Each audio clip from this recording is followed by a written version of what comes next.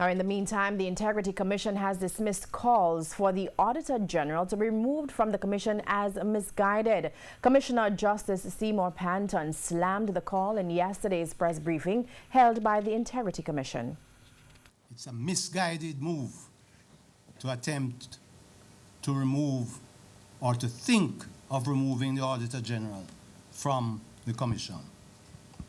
The Auditor General adds a necessary perspective in our deliberations as regards governmental procedures and in relation to misconduct by public officers in the conduct of public affairs. He said the Auditor General has been on previous commissions and no questions were raised. He said the fact that there is discomfort with the room's report is not a reason for people to be calling for the Auditor General to be dismissed from the Integrity Commission.